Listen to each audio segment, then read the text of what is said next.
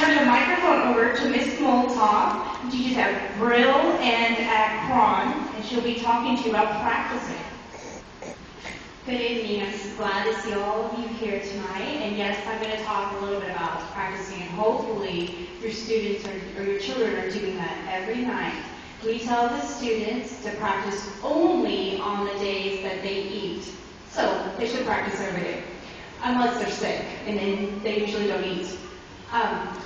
One thing that we're telling the kids when they first started, they should practice about 15 minutes a day and break up the time. So about 5 minutes, go do some homework, come back, do 5 minutes, homework, come back and do more 5 more minutes, or something else.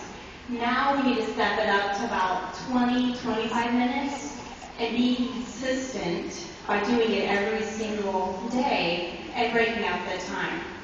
In a few minutes, we're going to show you guys how they should be practicing by saying the different note names. And Mrs. Sims is going to talk just a little bit more. All right, Ms. Molotov talked about the importance of consistency. Well, we have a wonderful way to record this practice time. Each school is different.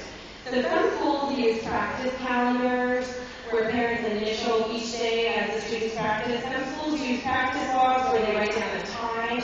Whatever your student's form of practicing and recording that practice time is, parents, you should be seeing some sort of paperwork on practicing. So every single time your child practices, you should be there monitoring. You should be able to sign off that they have practiced and how much they practiced.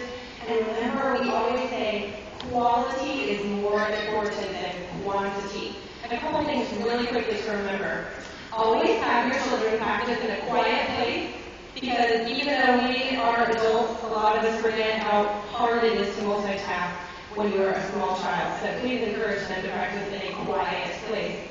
Also, encourage them to practice at the same time. If they are able to develop a consistent time that they are used to practicing every day, kind of like their school schedule, they have their classes in a certain order, it will help them to be consistent always.